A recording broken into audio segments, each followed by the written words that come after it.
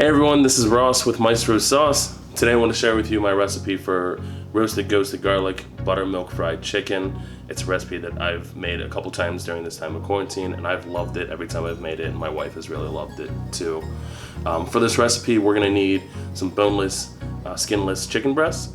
We need some white flour, buttermilk of course, some oregano, some thyme, kosher salt, black pepper, some eggs, some oil. You can use either peanut oil, canola oil, or vegetable oil, and some Maestros roasted ghosted garlic sauce, of course. So let's give this a shot. We're going to start by putting 4 cups of buttermilk into a mixing bowl and adding some of our sauce. Then we're going to trim off the excess fat and start cutting these widthwise to make them more manageable pieces. Make sure you use a flat palm so you don't cut yourself. Next, we're going to use these pieces to mix up the sauce with the buttermilk, and then we're going to fully submerge these and put them in the fridge. Make sure you keep them in the fridge for at least 4 hours up to overnight. So now we have our chicken out of our fridge. Let it soak overnight. We have our oil heating. You want a pan that can handle about 2 inches worth of oil to cover the chicken, and you want to get that oil up to about 350 degrees Fahrenheit. Next, we have our 2 cups of flour and our spice mixture. I put that down in the description. You can just go ahead and throw that in to the flour, start mixing it up. And then we're going to crack 2 eggs into a bowl. Mix that up pretty well. And now we're ready to dredge.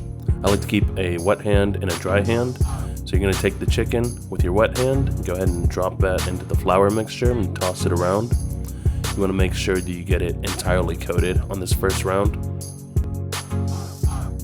Then we're going to put it into the egg mixture. Use the wet hand to toss it around in your eggs. And then we're going to put it right back into the flour mixture. Toss it again. Get it all the way covered with your flour mixture. And then place it in the pan facing away from you. So once the first side starts to brown, we're going to flip this over, and we're going to keep flipping this back and forth as needed. We're looking for a nice crispy outside with an internal temperature of about 165 degrees.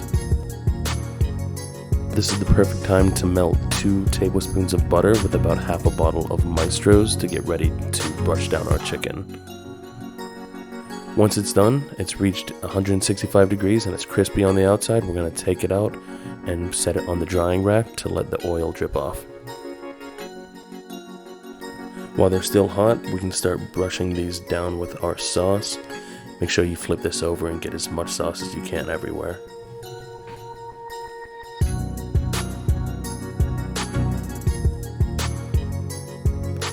And now we're ready for construction. Toasted both buns, added some lettuce, hit it with a little bit of onion, and of course the most important piece, I couldn't resist adding a little bit of homemade ranch dressing as well. And then top bun, and we're good to go. Thanks for checking out this video. Let us know what you think in the comments, and check us out at maestrosauceco.com.